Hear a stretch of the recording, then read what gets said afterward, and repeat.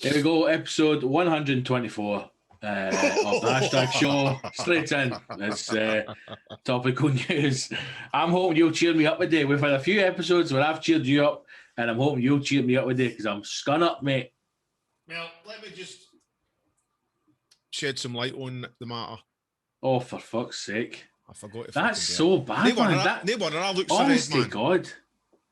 You look like, see when David Attenborough did that fucking documentary about what lives in the dark, like, the darkest part of the oceans where humans can't exist. Aye. And they found all these fish. What the fuck happened there? They found all these fish. They found all these fish that look like a Johnny with a light bulb inside it, just like fluorescent fish. See when you put that ring light on your fucking big Barolo heat, mate, you look awful, man. It's not any better than take it off either, but is it? Remember when you were young, you used to stretch your ball sack out and put a torch behind it? Remember you would do all that kind of stuff? That's what your skin looks like now. Your face looks like a stretched out ball sack with a torch coming through it. Thanks, mate. Many bottles of Barolo this weekend. And I shaved. Shaved this morning. You did shave. Look good. You look good. Well, this is a council episode, so we just wrap it up here. Just thanks for listening, guys, because you're not mentally ready for this.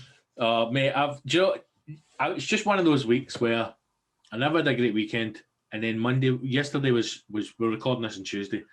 Yesterday was just a shit day, and I just feel like, it's just one of the weeks where you go, I know this isn't going to get any better, so I might as well just go fucking back to bed and sleep this week out.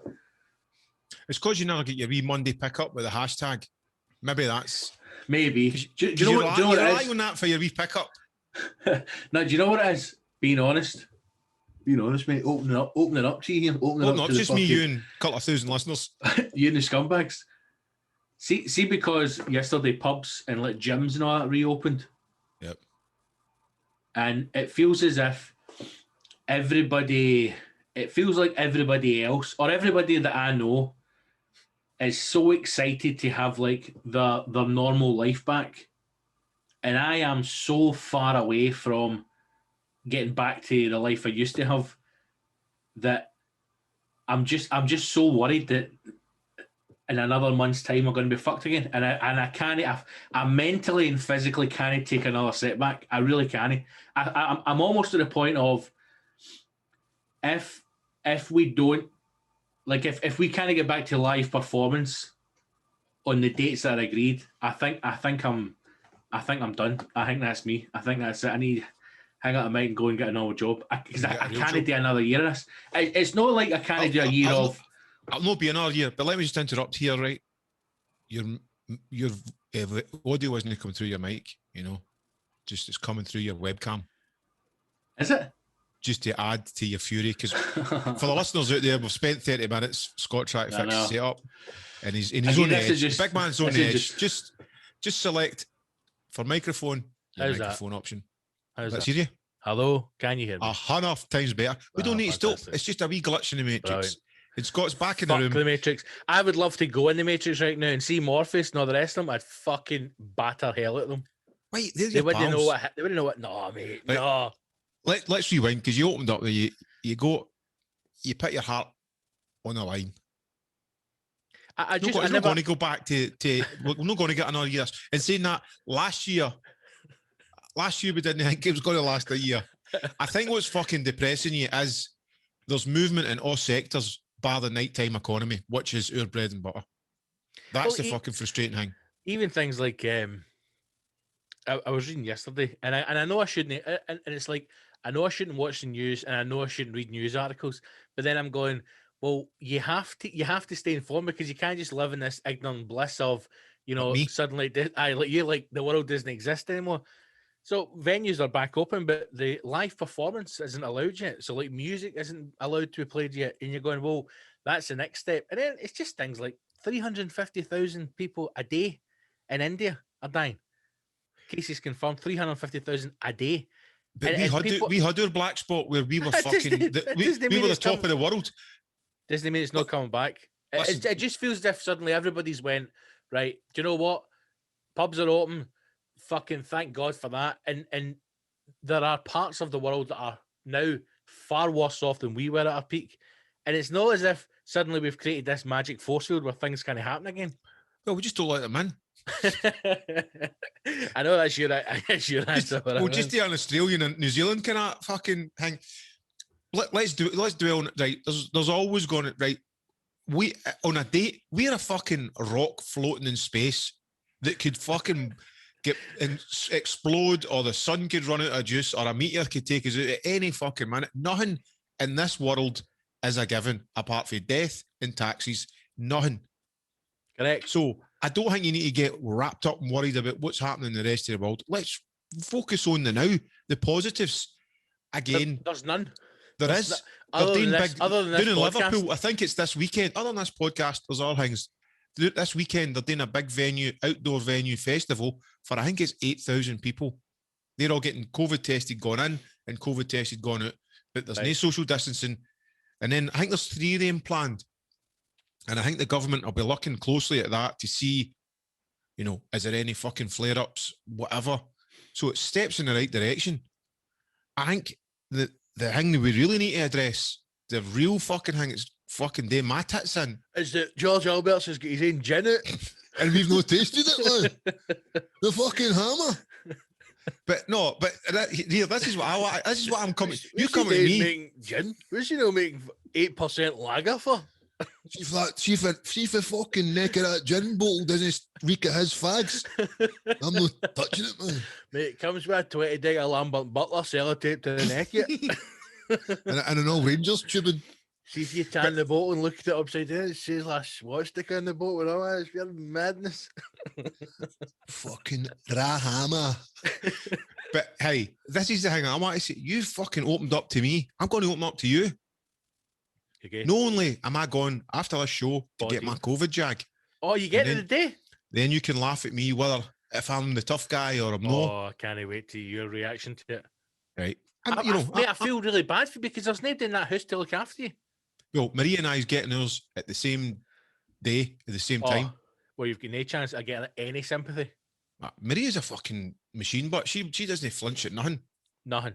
Mate, she's tough. Not like me. Workhorse. No, you're soft there, sure. She's an Italian farmer. Well, I'm an Chartati farmer, so not really, but so the thing that's really fucking getting my goat, Merlin, what you've told me, Merlin, fucking me getting the COVID thing. Here we go. Is cunts who have ran out to the beer gardens yesterday in the freezing cold weather, and in particular, I'm happy for them. You're getting a pint, whatever. I've actually witnessed a few folk bottle of Copperberg fucking cider in a plastic tumbler and a pub bench going, I've waited years for this. You've been buying fucking Copperberg out of Safeways every fucking weekend. What, because you're drinking it in a bench in a fucking pub, freezing? That's what you waited a year for? Get a fucking grip of yourself. Honestly, that put me through the fucking roof, man. The roof. I had to take a dog to the vets yesterday, right? And it's on Easter Road. So Easter Road's been like derelict because it's mostly pubs and restaurants. So yesterday, part of the car the same bit, come out, walking up to the vet. So I walk like one street and everybody's outside having a pint, right? And I'm just like, it feels as if so much has changed in the last year, yet nothing has changed. Do you mean this attitude of, I can't wait to get to a pub? Like, grow up, man. Grow up. Where does this desire to get boozed? No. I get it. The pub's a reward. It's a wee reward to go with your pals and have a pint outside, something that you've not been allowed to do. Of course, because it's the social aspect of it. Aye. But like you're saying, people who are sitting alone, guzzling pints, just because as if something's been taken, the fact the government can't stop me drinking my pint. Mate, fucking relax, man. I was talking to somebody yesterday on faulting the wall for this pint on Twitter or Instagram about it. I'm going, it's going to be interesting when, like, obviously the first weekend, this weekend coming up, right? Most people will be in the pub. Most people will be out having some food, enjoying themselves. I would imagine maybe 2 or 3 weeks down the line, suddenly when people start to realise, why am I going and paying, 20, 30, 40, 50 pound a round when I can go and get a full night, a full weekend's worth of baby for 20 quid? It's going to be quite a shock for some people when you've had a year and a half in the house getting bevied to then go back and pay pub prices again.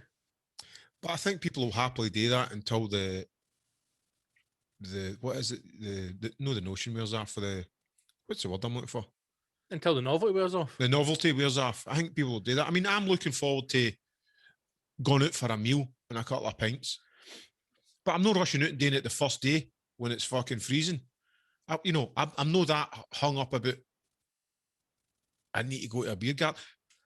I'm just going to do. I'm looking forward to. I'm cool with it. It was just that fucking. There was 3 posts, and it was a bottle of beer on a pub garden table,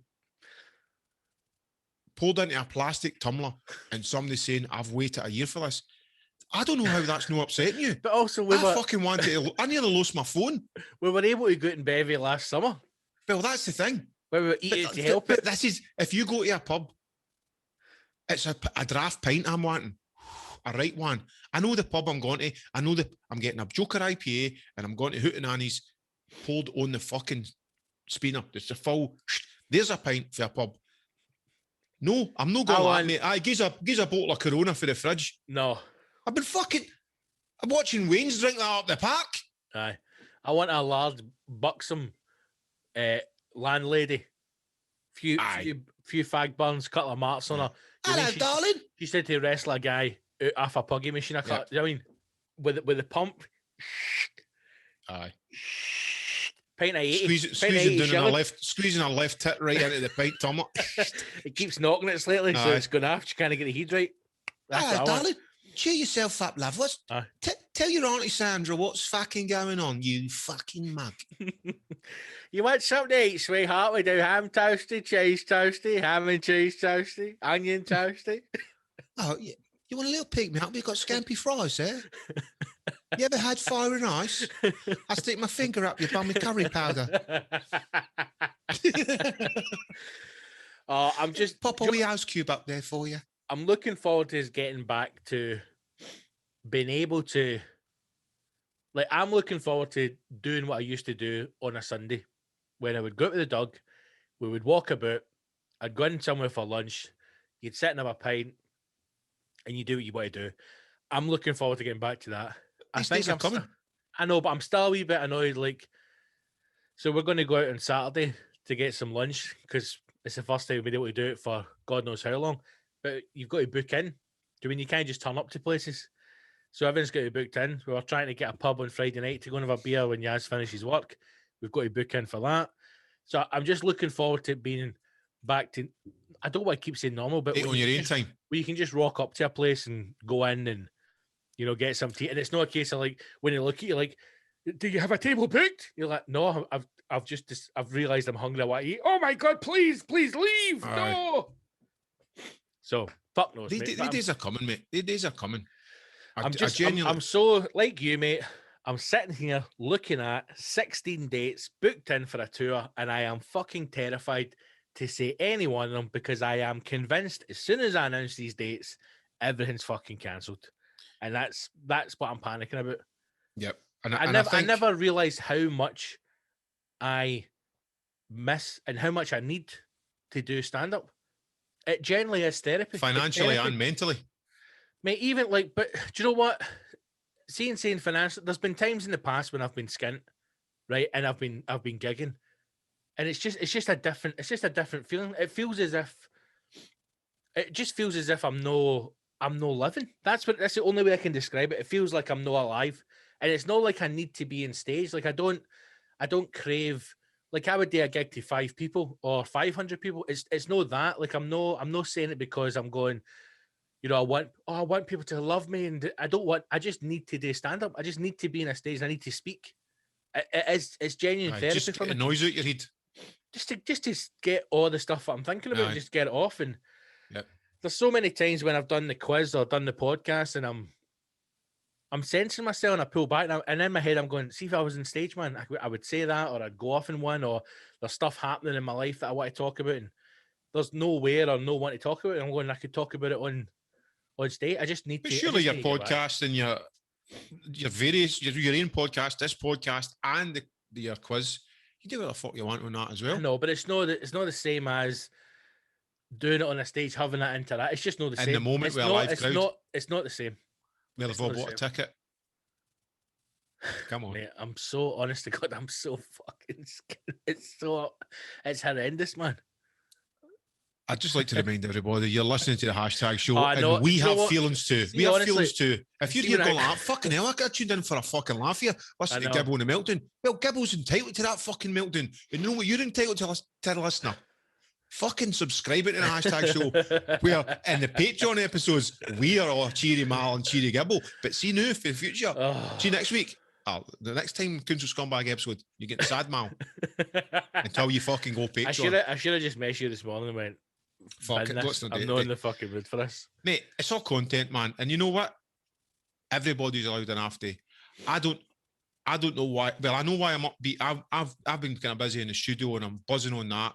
What are you doing? What are you doing? I've not asked you. Is it a new album or are you? I'm working on a new album. Almost. Do we have halfway through? You know, I enjoy a good title. Do we have a working title for this album, or are you keeping this cards close to your chest? This is a cards close to the chest thing. Ah, right. Okay. I had my wobble when my hard drive crashed and I lost. That was a bad half my Ain Mallorca Lee album, half an ultrasonic album, and hundreds of other different projects. Wanted to cry. And even now when I think about it, a wee Twitter comes in my eye, wee slight tear. But I'm built it back up and getting on with it. See, here's the thing as well. You're saying you just need that outlet. You've kind of got it with your podcasts and the quiz and that. I suppose I'm still doing what I love doing, which is writing a bit of music, maybe doing a wee bit of painting as well. I've not done that for a while, but I'm buzzing in the studio. I thought you were going to say renting out Airbnbs there. Getting a big American come and stay for a month. Ooh, top dollar. But, I mean, that's fucked. I know that's been good for it. And saying that, it's opening up. So, and that's Maria's kind of thing, I just fucking piggyback on that. But that's it here, mate. We've got an election coming up. That's where you need to use your power to vote. These SNP bastards trying to cancel your Airbnbs. My boy's working as a security guard at one of the polling stations. Is he? Is he think a couple of Tories are going to kick off doing your way? Fuck knows. He's probably going to get put into fucking Figgy Park or something. and he's like, he goes, it'll be fucking boring, man. 16 hour shift, he's got 10 an hour. He's fucking buzzing for it. He goes, it'll be boring as, but I get the money. And I was like, I could on you, man. And then he's going to start a wee part-time job in a boozer. And he's all chuffed about like, just pulling pints in between going to college. His colleges tell him because of fucking COVID, they might not even be getting their certificates at the end of the year. They have to do the full course again. How fucking suicidal is that? They're all fucking striking and all that. What is he doing at college? Electrical engineering. He's been trying to get an apprenticeship, can't get it. So he's went into college to try and help him get. He wants to be an electrician. But, I think ultimately just wants what we all want is money for nothing. But how fucked up is it that we are sitting here going into another election, whether people want to agree or not, we've got oil. We're an oil-rich nation, right? Whether the money's drying up or no, there's been tens of hundreds of billions of oil money pumped through this country for fucking decades, and there's young boys and young women that knew that can't get a fucking apprenticeship. There should be, as soon as kids leave school, there should be a fucking endless opportunity for them. Mate, I'm telling you, I'm this close to fucking losing my mind, mate. Fucking getting that holiday, like, ching, who the fuck? Oh. Feel I've been applying for everything. I can't get a fucking job. Go and see your Uncle Scott. He'll get a job. Fucking job. What do you want to do? Whose job do you want? I want his job. That's fine. Find me a pilot. I'll fucking cut the cunt's throat. Just fucking get a job. He's bloody hat on you. Greek EasyJet pilot. Fucking headlock. Listen, you're not turning up to work tomorrow. And you're getting this boy your fucking badge. But he can't fly a plane, Mr. Gibson. Shut your fucking mouth, gringo. Give him the fucking badge. I'm like, if you turn up tomorrow for that flight, you're a dead man, understand me? And then the guy turns up, and I'm at the airport like that. Clever boy. And then fucking straight in. My son's walking onto the plane. Oh, can you fly a plane, son? I've played fucking Call of Duty non-stop for a fucking year in my room on lockdown. Of course I can fly this flight. Sitting over the tannoy, bong bang. All right, troops, where are we going, man? Buckle up, troops. We're going online. Listen, not gonna lie, I was up to 4 this morning when the boys on COD, so once we're up, I'm going for a nap. This is your pilot speaking. No, this is your pilot speaking. This is your pilot speaking. That's even better. Cheeky Mambo 69er. I'm not telling you my real name. Yeah, Thank fuck you don't see my face, man, because I'm ripping mad with it. A pilot must be one of the only jobs where you want a toff. Well, you need to see. This is what you want in a pilot. See when they come on in the day, the wee message. You want a strong, confident, fucking toff, like you're saying. I want we're somebody flying at 45,000 feet. We'll be coming in. Tally ho! You're like, he's taking me all up. I'd let him take me up the fucking aisle. I want somebody that I wanted to feel as if the announcement is just a thing he has to do because he's busy. Aye. Like, He's see busy when the flying. Connor's like, "Good morning, ladies and gentlemen, Captain John speaking here. We're going to be flying. We're taking off in about 3.5 hours. It's a steady flight." Aye, beautiful. You're like, yes. See, I've only had it once when they came on like, "Good evening, ladies and gentlemen. We're going to be flying today." And I'm like, whoa. Who let the cleaner in the cockpit? Like, who is what this the fuck? fucking drunk? Even if you were a BAM, just spend your money and go and get fucking voice coaching. Aye. Or even just pretend. See, you're like, Aye. yeah, mate, I'm fucking. All right, Rob, flying this fucking plane to Amsterdam today. Hold on a minute. Hi, everyone. We're just flying at 35 speed. Coming in, sir. Safe journey. You fucking feel for that, didn't you, man? Sandra, Fucking see when we monster. get a couple of these pieces in here, right? Put that out for the send, will you? All right, I need to talk to these fucking out. Good morning, ladies and gentlemen. Captain James Flanger. That's what you want. Yeah, Sandra, get a couple of packets of fucking Pringles through your cow. Good evening, ladies and gentlemen. If you look out your left-hand window, you'll see the Eiffel Tower. Fantastic. Barbara! Many vodkas are left. Says to this morning, Franco, man, I've still got a rash all over my. Good morning, ladies and gentlemen. We're going to be flying on a semi-pedal. And I says to her, wipe it off your chin before you open the room service. Good morning, ladies and gentlemen. We'll be flying at a steady pace of taking off here, taxing to the end of the runway, facing northwest. Put it fucking in. And then we'll be taking 45,000 feet. I've never flushed any of my gear down the bog when I'm fucking 4-star. Oh, a bit of turbulence here, ladies and gentlemen. Don't worry, buckle up. We're going down. £200 says you don't get both nipples. We're going to be flying at a steady pace of 18,000 feet. Yeah. I was like, they can't. I'll fucking take the jaw right off you fucking. Please put your seat belts on and your trays up, please. Thank you. If you can land this only using your cock, Stevie, I'm telling you, I'll pay for every drink. Good evening, ladies and gentlemen. Tide tables up. We'll be landing shortly at Malaga Airport. No way. Franco, get your fucking belly daft. Fucking controller, you're fucking daft, can't you? You'll be landing in about 20 minutes, ladies and gentlemen. Imagine he's sitting, like, just draping it in front of the pilot. We're going to be flying at a steady pace of 18,000 feet. Do apologise, ladies and gentlemen. My microphone fell into my mouth there. The co-pilot slapping his belly and off the side of his cheek.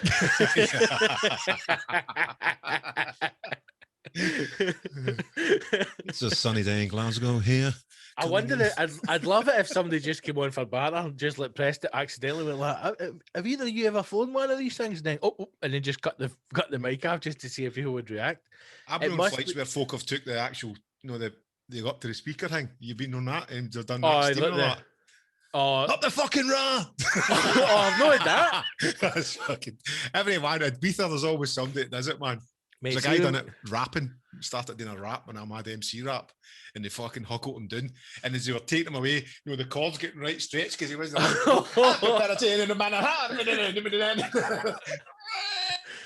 Mate, you should have gone. Is there anybody out? That's right. Yes. I had when we went to Amsterdam for that stag do. The first time I went, we had fucking Super Ali on the plane with two other boys. Aye, with two other boys for Angels, and we were standing. We were half cut in the airport, and we're standing like that, and then he just walked past. We're like, "No fucking way, man, Super Ali!" And he was waving. I pumped your blood. Next minute, we're sitting in the plane, and we're all ready to go. Now, it was the stag group and maybe 2 or 3 other couple of groups, but the plane wasn't busy. And then we're waiting for other passengers to come on, and the last passenger was coasting these 2 other people. We're like, no way, They're man. like, oh. Just singing and chanting all the way to fucking Amsterdam, man. There's got to be somebody out the back. You dirty old cunt. Every time the trolley was going down, we're like, get the boys a drink, Ali. Never bought us one. But I'll never. Sorry. A bunch of my mates, fucking everybody was going to Ibiza, and they hadn't even get off the fucking tarmac. They've got the fucking tables doing lines off the table, blitzed beyond fucking belief, and then everybody started, doing that with their legs. Oh, as it's going up, fucking ready to take off. Twice the fucking captain stopped and said, Really? if you don't stop doing that, we're going nowhere. Right, and then it would stop, and then they'd start taxi again, and everybody's going, oh, and it was just like fucking every young person was gutting themselves, but all the families with their reins are going, it's fucking ridiculous, these fucking scumbags. Oh!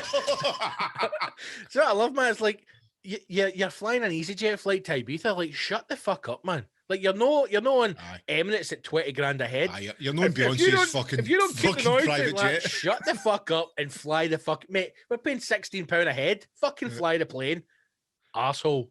Fucking asshole, mate. Tell you more these guys. We had once where I was flying with my mum, and I think. Well, I want to say we're flying to Birmingham. I don't know what we were doing. We're flying for Birmingham. In fact, you know how I know it was Birmingham? It's the day I joined Twitter, and I remember the first person I followed was Snoop Dogg. not even a fan of his music. Straight in. First, 2015, mate. Like fucking Snoop Dogg. Or 2012, I think it was. Followed Snoop Dogg. Anyway, flying back from Birmingham, so it's an hour on the plane to Glasgow. Fucking nothing, right? You get up and you get in. It's no big flight. There's a woman sitting with a baby, and just herself with a bambino. And it's the first time that I had ever had a baby on a flight. So I was I didn't know what happens. Like, did they have to go in a seat? Do you hold them? How do they get strapped in? So she's just holding it, right? Because it's a proper bambino. So you get the bap out in its mouth? No. So the wind starts greeting, and there was a guy who's like in front on the other side, just turned around and went like, I mean, is there any way? And then this other guy who was like sitting behind just fucking went ballistic, man. Don't you even fucking start, mate. She's doing her fucking best, right? You'll be at fist and I was like, yes, mate, fucking get into the cunt, man. Fucking don't throw you fucking cunt. That's always a mate. Like, even when you're on trains and stuff like that, and there's like, babe. Now, it's different if it's being neglected and like, there's a child crying or and nobody's more steaming, letting it run up and down Paul Folk's hair and that. Fucking open your mouth, man. Like, nobody's my tits are dry, you're not getting a drink, you wee cunt. Go get a vodka for the woman. The nice woman giving you all the sweets for free. Look, she's sucking her in tits, steaming. Just look off the windows. So, Mama's going to work. Go and fucking entertain yourself, you wee fucking muckbag. But you muckbag. But it's the fact that the woman's obviously. I hate it when you see people who are like, young mothers or even young fathers, and they're a bit kind of, anxious about they're in this environment where everybody's staring at them and they're trying their best. And you're like, what do you want me to do? Aye. What do you want? Like, Louis C.K. used to have a good bit about just like fucking taking the weight and just smelling it and putting it to sleep and then just going, is that what you want? Is that what he's wanted? Right, there you go. Right, I fixed it. I do apologise. Hold on. Fuck, there you go. Right, he's done now. He'll not make another sound. Like, I mean, what is it but people want you to do? Now, again, you can leave. Like, I've done, thankfully, I've not done many. I've done gigs before, but it's like, toddler parent and toddler shit, and you're meant to just do stand up, but then usually if the kids are having problems, they leave. Mm-hmm. Do you know what I mean? So when people are like, oh my god, that baby's made, well, you were away once and you made noise. Fuck up. Well, I think as well, I've been there, and also I've been the parent or one of the parents taking kids. But you're not. And man. The thing that used to get me is when you had to take them into the wee bog to change a nappy. The thing that always was in my mind is, see if this plane goes down and I'm fin in a fucking airplane toilet with baby shit all over me. Aye. Oh, so you've had to change your baby's nappy in an airplane, babe? That's like a factor. Aye, it's fucking mental because it's almost in a triangle. You can't really stun up on them usually 9 times out of 10 because it's the one at the back because they pick you at the fucking back. rinse it under the sink like chicken. No, you obviously it's you fold up the fucking shit bomb. Arse first under the sink, like. You fold up the fucking shit bomb, and then that goes in a wee bag that you take with you. You can't get it in a bin there, and then obviously it's just hundreds of baby wipes to clean their ass because you can't clean them under a. It's been a good couple of months since I've done that, but it's it's an interesting couple time of months. I always find it amazing that we put a man on the moon, or did we? Let me talk about that in a second. We've got fucking Elon Musk with his electric motors, right? But nobody can invent a nappy. Oh, here we fucking go. Nobody can invent a nappy that stops the shit going up their back. It's impossible. I remember once doing it with my mate, and his wee boy, right, he was sitting eating a pancake in a cafe, and I put my hand in the back of his head because he was just starting to get hair, right? So he had like a wee tuft of hair, and I kept brushing it forward because it was coming over the front of his head, and I was laughing, right? I was like, here you go, wee man, get your comb over. And see when I done that, and then I brought my hand back round, I could smell something, right? And I looked at my hand, mate, I had shit all over my hand, and I was like, and I generally panicked because I'm like, what's happening? See when we spun him around the chair, mate, it just exploded and it had gone right up his back, like right up into his head, didn't it? So took him away into the toilet to get him cleaned up, and they're like, how is this happening? Like, it's literally like as if he's done a shit and then a fucking grenade's gone off in the nap and he's just fucking sputtered up.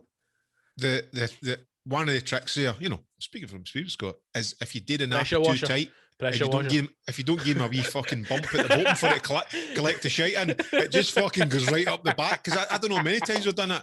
Wee man's rolling about the flare and all that goo goo gaga, and then before you know it, fucking shit all at the back. And the things that I'm sure folk with kids will realise is you maybe just change them and it's a fresh fucking bodysuit and fucking wee t-shirt or whatever. It's all fucked. It's all covered in shite. You might have just put it on 5 minutes ago. See, and fucking right up out the t-shirt. That must be there must be so many points, like breaking points for young parents, when you just, like, you're stressed out your box, you've had a fucking mental day, you haven't sat down, you haven't stopped, you finally got him cleaned up, and you think, right, that's him settled, and then put him down, boom. And 30 seconds later, he's shot all over again, and you've got to do it all over again. Or plus you've just got a house that smells of shite and clean washing. You've had a day that stressing out, and maybe you're going out with the boys or you're going out with the missus for a wee meal, get a babysitter and you're fucking dancer. You get to the restaurant, you sit down, you're like, oh, fucking what a day we've had there. Fall asleep. You go up to the toilet and the missus goes, hey, you get puke in the back of you because you fucking gave the way in a wee, and the fucking puked on the back of your shoulder. And you've been stoating about with that or shite in your fingers. Fucking beautiful, man. It's great. Hey, being a parent's great. Do you know, it's all change it for the world. Oh, I man. I hope I get you off kids. I'll say you a couple. See if you had spew in your back. I bet if somebody was like, mate, you've got sick in your back, pure discussion, like, we've got a new baby. They'd be like, that's dead cute, isn't it? Well, it's still fucking spew on his back, whether you think it's cute or not. It's baby spew. Do you want to see my shitty fingers as well? Aye. See, once I thought it was chocolate, I liked it half, boy, but I got a surprise. But how did we get into that? For flying fucking planes to because kids on planes. What about? Did we get any audio messages from? Beautiful. Would that cheer you up, Scott? Would that cheer you up? No. Why keep talking to you? I'd like to say to everybody, thanks for listening, guys. Listen, it can't all be gold, because I tell you something. See episode 123. See, now that I've listened back to it, that's arguably one of the greatest episodes we've ever done, mate. I was getting ready to put that out. I had tears rolling down my face. I was going, I can't even remember that, but it was like fucking fire. Right off the bat, we started greeting, laughing. I couldn't remember any of the sweet corn stuff until I listened back to it. I could completely forgot about it. The hazmat suit made out of sweet corn. Indestructible. Mate, see how we were talking about doing the hashtag 24-hour thing? Uh-huh. So I went down a mad fucking rabbit hole on Saturday afternoon when I was looking for stuff. It's not going to happen anytime soon, but when it happens, it'll be great, and it needs to happen. Of course, it will.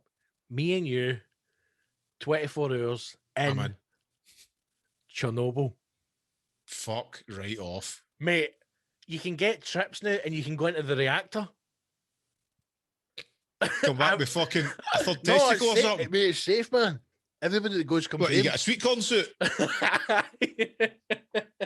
We need to go, man. We need to do that. Barbecuing in fucking Chernobyl. That would be amazing, man. That's insanity, man. Oh, I just think that would be so cool. The flight to Russia is fucking absolutely ages. What's in Ukraine? Is it no? That's it. Fucking. Well, let's get fucking Amsterdam out the way first. Ease me in, fuck's sake. Let's do the Stoned in Amsterdam, going, you know, next flight. Chernobyl begging. Imagine as in hazmat suits inside the reactor. Like, welcome to the hashtag show. Aye, called an episode. Aye. Seems to be a lot of there's a lot of electrical, a lot of electrical feedback in here. Excuse me, I'm not on uranium. You just hear that Geiger counting. Aye. Oh, here. Get away from my ball bag. I started watching a program the other night, and it's good. I started watching it too late. It was like 3 a.m, so I need to go back and at least watch the last episode. It's called Kingdom. You ever heard of it? I might have seen it, but I'm aware of it. Chinese boys, no. Like in the old fucking dynasty days, but it's all about zombies. Oh, and it's great, man. And let me tell you for why. It's a series. 2 series of it are out. So it's called Kingdom, right? What channel are we talking? Netflix. You get it in Hookie Box as well. I go in my Hookie Box. Is it the one with subtitles? They're not talking Bing Bong, but it's subtitles. It's subtitled, aye. Right. Subtitled. Right. But it's so it's set in like ancient China, where it's all like the like kind of Game of Thrones, like all the different kings exist within the kingdoms, right? Yep. So the king dies, or you don't know if he's dead. Wearing fucking bath towels and that. Oh, wearing the good gear, mate. Right, let the pure man. Bath towels. Oh, the robes, not the big swords. Right, Aye, pure bloody like man. fucking wax on, wax off. Oh, they guys, right? Terracotta pots, man. All that stuff. King's dead, or is he dead? You don't know. You think he's ill. Prince turns up. Crown Prince, he's like, want to see my dad? And they're like, you're not seeing your dad. And they're like, I think my dad's dead, and this is a cover up. Your dad's no dead. You're just not getting to see him. Next minute, That's a fucking zombie. something goes by the wee fucking paper windies, and they're like, oh, what's that, man? That's a mad zombie. And then what happens is everybody that keeps getting killed comes back as a zombie. Because that's what happens. But it's good because see when the zombies are attacking them and it's pure like feeding on them, they're munching them. It's not like, sometimes when you watch horror films with zombies and it's like really over the top and you like see people's guts getting ripped out, they're just doing that to try and shock you. You don't see any of that. It's just like they move dead fast and they're like, fuck, mate, it's great. So get into it. And it's like all the old temples and stuff and it looks the business and they did all that fucking feng fu. All the feng fu, mate. Feng fu, kung fu, kung fu. He's right off fucking zombies, isn't it? Mate, what? There's a bit like see because obviously it's Chinese and it's filmed in China, like made by a Chinese company. Some of the fight scenes in it are sensational. Aye, mate, because they've got all the technology in that, no? They've got fucking.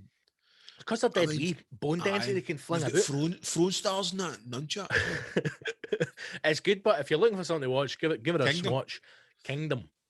Here's the thing I don't get with the zombie genre, which I guess I'm zombie out with, but I will give that a go. It's worth it. Right, you're a zombie, right? I'm a zombie. Right, you've bit me, right? You want to eat me, hold on, right? Let me ask you this, right? We're making the hashtag zombie movie, right? Right. It's Mal and DJ Gibbo. Right. We're the survivors. We've done a podcast. We've came out the studio. The fucking world zombies. Right. Right. That's the film. Right. And we've got to get to Ayrshire Lodge number 1. That is the safe zone. Aye. Right. No, the Mother Lodge in Corinne, number nothing. The Mother Lodge in Corinne. If we can get from the hashtag studio to the Mother Lodge in Corinne, we're safe. Right? We reset the crystals and save the world. That's it. And then we fucking cancel the birthstone and everybody's no zombie anymore, right? So that's the movie, okay? The zombies, are they fast moving or are they slow moving? Well, after 28 days, that kicked the genre hang up. I know, because when I was young, zombies were like, they were like drunks. They were like a drunk uncle. Aye. Try to find a bed after the party. But now, try again years. After 20 days later, zombies are like refugees running for the boat at Dover. Olympic sportsmen. Innit? What rigor mortis? Remember that bit? They're all coming over the hill, man. It's like sheep, pure herding them. I'm like, in the name of fuck, man, they're moving. They boys are moving. Yeah, those zombies are starving, man. We better get out of here. We better starve. Are we having slow zombies or are we having fast zombies? Well, just for us to help us, maybe slow ones. I think so. I don't think we could outrun the fast ones. No. Imagine that, Mate, just coming from everywhere. I'd need to pretend I was a zombie. I'd just be like, blend in, get to know them. Aye, then just fucking. A bit of chocolate in your face. Like, got a lamb chops fucking on your finger, Matt. Just lap you. I went slow zombies, and I think it'd be a great film. I was trying to find out. Here's the thing that I'm saying. This is the thing that always gets me with zombie films, right? So, like, for instance, you just let's say you are a zombie. I'm a zombie, and right? You bite me. Right? You're a zombie. As a zombie, you want to eat me, not just bite me. Brains. So you're eating me and eating me. When do you get to the point when you go, right? I'm full now. Brains. Right? How do people become zombies? I'm surely, surely. But you think a zombie's like, no, that's me, boys. That's me. Fuck! Couldn't eat another thing. Oh no, I had two fat bastards this morning, man. I'm fucking full up. I couldn't zombie anymore. I'm done. That's me finished. I couldn't do another arse cheek. I could not do another arse cheek. Have you got a couple of wee toes? I'm partial a wee toe. Yeah, take a couple of fingers now up the roadways. But then that's the question. Like you say, that's what I'm saying to you. So you and a group of zombies eat me. Say there's fuck all left of me, and I'm just a head. The tough bits. What do you do? No, you're gone then. So how is there zombies? How do like a group of zombies not just eat everything? Why do they have to? So you're really a zombie's leftover, or a peckish zombie, a fussy eating zombie. I'll just have a wee bite of him. I don't like him. Even what if we get to the lodge, right? And we place fucking the Excalibur sword back in the Devil's Handbook, and the curse is lifted. Are you then back to normal, or are you alive but you've got fucking chunks at you? You just fall dead because you've been chewed up. There's a cure, all right. But what about this airman a leg that get eaten off? Don't worry about that. No, go back. You need to go and get 2 jags off AstraZeneca, and you'll be fucking fine. Watch out for the blood clots, but you'll be all right. It's like sometimes when a vampire bites them and they die, but sometimes they become a vampire. How? Oh, mate. I had the best dream ever that could be an amazing film. You want to hear this one? Right. How many women were in it? A few times. Hey, listen. There wasn't any sex in this dream. So maybe I went it right there. Midgets? A few times I've shared my dreams. And they could be great books or films, right? Yep. Check this one out, right? Talk to me. The world as we know it. Mm-hmm. Some people at certain times in their life realise that this isn't the world they should be in.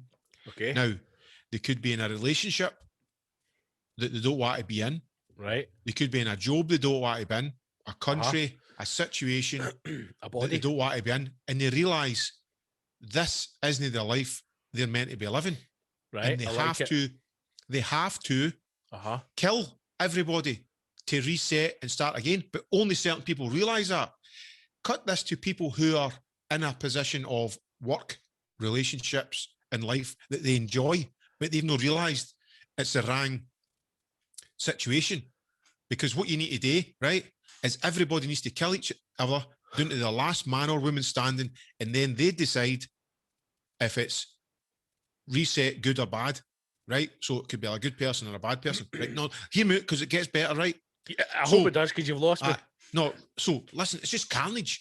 So you could be in a relationship, loving relationship, right? Yeah. Everything's perfect. You go, wait a minute, I don't agree with these folk killing folk. Why is these mass murders, wars, folk going into school killing people, right? You're going, what's going on here? Right. Then all of a sudden, you think, I need to kill my wife, my wains, all my pals to reset this because this isn't right.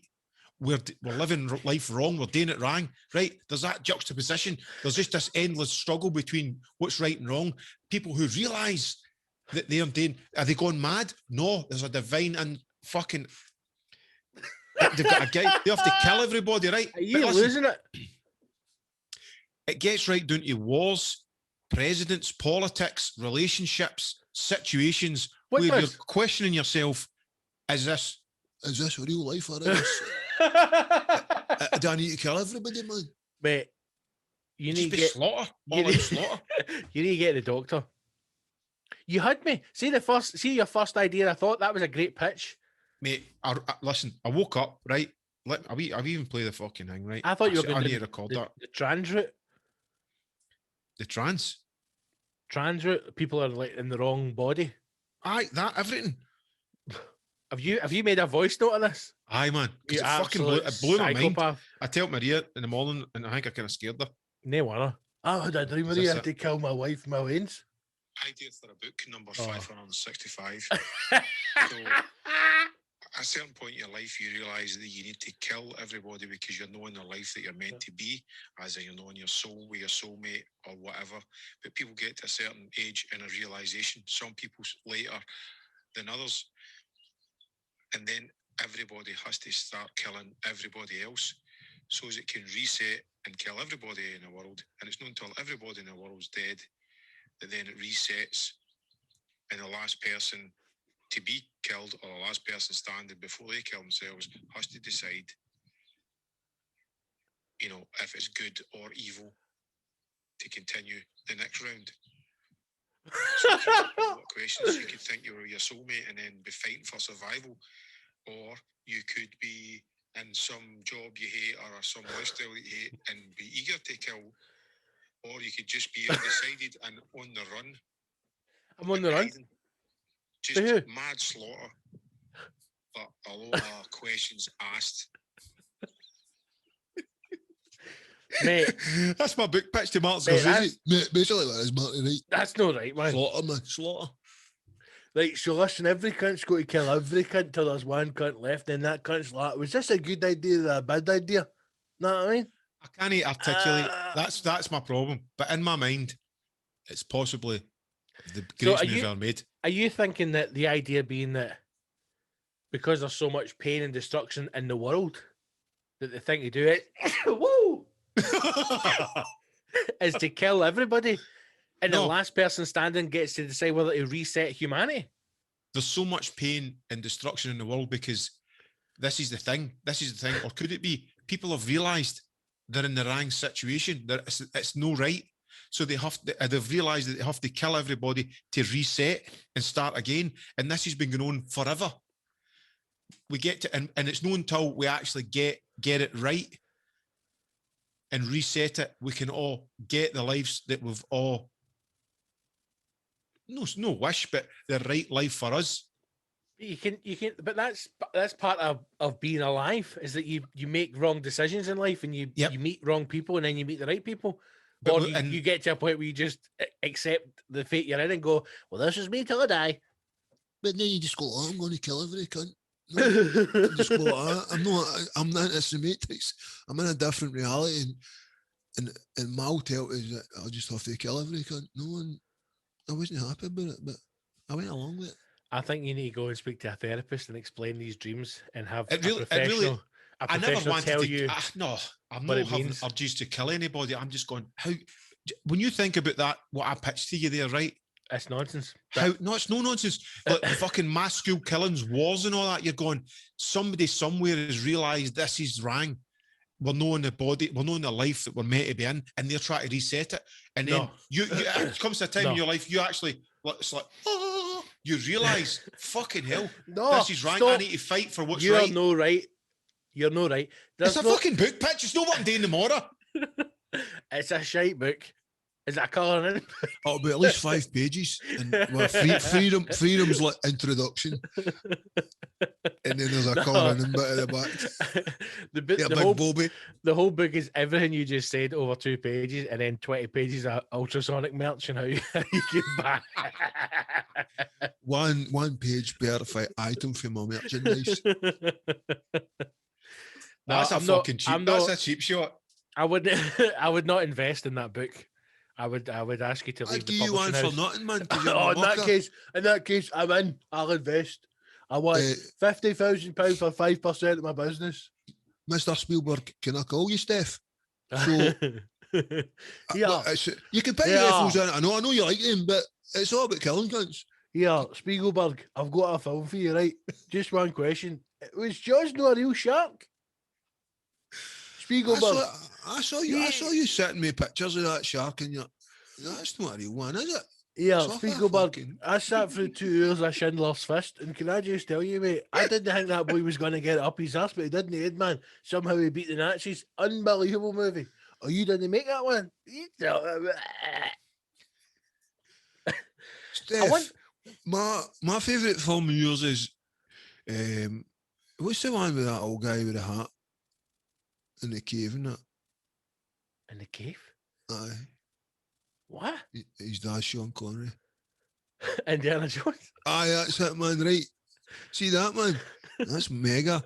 How long did it take you to film that? He's Sean Connery. Did you go to Africa to get all the sun in that, in the caves? I saw a good clip with Harrison Ford where old Spiegelberg was getting put into the AFI, the Hall of Fame, the Lifetime Achievement Award, and Harrison Ford was on speaking. So Harrison Ford walks out, and then they play the Indiana Jones music, and Harrison Ford just stands at the podium and he goes, "Everywhere I go, that fucking song follows me." And then they're all pissing themselves laughing, man, because they think that he's going to quit and to be like, Spielberg. He's serious, but he's just a fucking disgruntled guy, man. So everywhere I go, that fucking thing follows me, man. It's like every time I enter a stage, every time I leave a stage, they play that fucking song. He's like, fucking hell. But here's the thing. Did you see the one middle of that? Hey, it's so exciting. They've announced the possibility of Indiana Jones fucking 27. What was your first reaction? And he was like, how much? How much am I getting paid? That's why I like Harrison Ford, man, because he's just like, how much? Man, I'll do it. How much am I getting paid? Is he still going with Alan McBeal? I don't know, man. He had an earring, and I went after him and he started kicking about with an earring in. It was the fucking worst looking thing ever. I used to like him when he was Han Solo. I thought he was the coolest cunt ever. But see, as an adult watching back that early Star Wars, you can see he's gone. He's deadpan acting is because he's gone, what the fuck's going on here? But talking to like a furry dog and all that. He's the one that probably got the best deal out of that by like having a massive career after it. Whereas like, what's his face? I can't remember his name. Like Skywalker is just Skywalker forever. Like what else has he done? Mark Hamill. What else has he done? He just bitches about Star Wars. And he just pops up and bitching about Star Wars. I mean, hey, Han Solo was like, I'm not talking to a dog, right? Fuck up, you cunt. That's what he does. He just pops up and talks about Star Wars. What else has he got to do? Who do you? They had the Oscars was on the other night, and I was trying to think because Anthony Hopkins won an Oscar, 83-year-old. I'm going like, who do you think is the coolest or the cool old dudes in Hollywood? Jack Nicholson. That's exactly what I was going to say.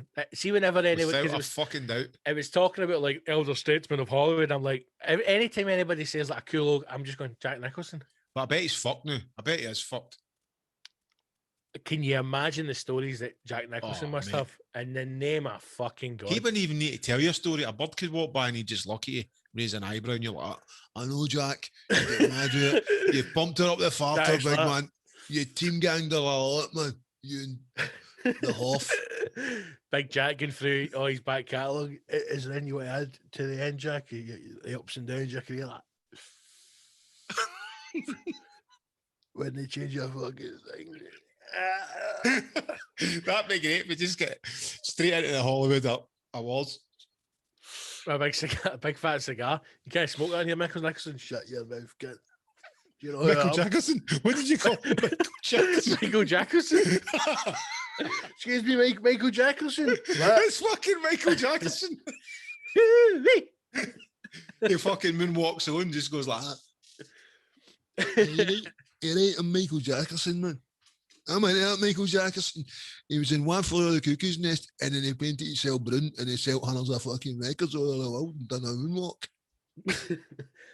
He's such a good actor, man. Have you ever seen a film? It's called About Schmidt. Yes. Where he plays, mate, that is fucking next level genius.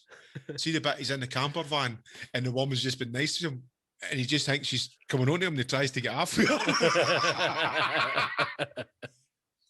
I relate it to that because I think I get that. You know, like you're in his head, he's still thinking he's just the guy in his brain. You know, like the 17 or the 20-year-old guy that you think you are. And it's just a younger woman being nice to somebody who she perceived to be an elderly man, and he thinks she's fucking fancying him, coming on to him. I wonder if, like, when you're really old, do you still think you're young? I think it's still. Listen, it's going to come to you, right? Kids are a great reminder of that. You think you're fucking still happening. Me and you's chatting, right? I think I think I'm me, and then I'll talk to the Waynes, and I'll realise I'm a fucking sad dad. I'm an old dad. No, but you'll always be to your kids. You'll always be a dad. You'll always be an old man. Man, you're still happening, man. Yeah, I'm still happening, man. But see, when I'm like talking to them and their Waynes and the fucking pals, you still get your what own you hair. got a zip up hoodie for? That's too old man gear. What? When did that happen? What? I must admit, I'm not a fan of the zip up hoodie. Well, zip up hoodies were my favourite go-to item, and not that long ago, my daughter went, "What are you doing with a zip up hoodie? That's pure dad gear." And now I'm fucking wearing zip up hoodies and going, "Is this fucking cool? Is this what all dads wear?" I'm fucking lost. I don't know what's going on. You need to get back into 40. You black boys, you need to help me out. My wings are slugging me rotten. I need a hit. I need head to toe makeover, boys. Come on. Then just come out in all the fucking multicoloured gear and all that. Hey, you guys. You got to pump it up. Don't you know? Pump it up. I think as you get older, I think you just stick to what you're comfortable in, and that's the shit. You know how all the old guys used to get the old guys in the fedora hats and the suits? That's what they were comfortable in when they were young. I'm going to be like jeans and fucking Converse and a fucking jumper. I think when I'm an old guy, what are we talking, like 70 plus? If you get there. Of course you'll get there, mate. You'll live to 100. We all will. I love your confidence. Mate, we're not going to live to 100. They can't die anymore. They had to fucking invent a pandemic to kill cunts. No, on your watch. No, on your watch. Wait, here, no, on your watch. You're dreaming everybody's getting shot and slaughtered. In the mouth. You get three wishes and you know what that is. I think that I'll be slacks, an open neck shirt, and a nice bit of knitwear. I think that'll be my attire as an old man. Because you'll be cold. Old people are always cold. Right, so you need something. You need to layer up. So I think I'll be a nice pair of trousers, open neck shirt, and a cardigan. I'd maybe go for the old kind of cool suits and that. Because when you're old, you can get away with that. Hats. You can, like shoes and all. Like you know, when old men always wearing shoes. Never see an old man in a pair of trainers. No, and maybe they should wear trainers because then they'd be able to fucking not complain about their sore feet. I know, but maybe they need a hard sole to keep their meat. They've got a hard sole, man. They've been through the wars, man. Jack, we'll do that when we're older. Like when we're in the race, like, I lived through a war. What are you talking about? Just tell war stories, that. Aye. I remember when I was wee, man, when I went over the top at the Battle of the Boyd, and I was like, where the fuck's Billy Boy? Yeah, go and get your grandpa a beer. See, when I was in the Falklands. Was you in the Falklands, Papa? Aye, honey. Rescuing the puffins. I watched it for the TV, right? And I was also in the Iraq War. And then, see all that weapons of mass destruction? I had to put an end to that. I wasn't happy about it. You've been in all the wars? I watched it for my TV. Papa, Nana says you're talking shit. You've never been in a war. Been married to her 40 years, son. That's a fucking war every day, let me tell you. I haven't been in that war. You ask her how I met her. She was a refugee, man. After we bombed our country, I seen her and a wee glint in her eye, and I was like, you come with me, I'll take you back out of the town, no, and you'll be fine, that. Just keep the cooking up with that foreign muck. I love it. Is that what she says, son, eh? Is that what your Nana says? No been in a war, eh? Let me tell you, man, I've been in her trench twice a week since 1932, all right? Okay. Odd that, wee man. Finish that for your papa. There you go. Your Nana says your papa's a lying cunt. You go and ask that fucking whore how she get that lump. Go and ask her right to her face.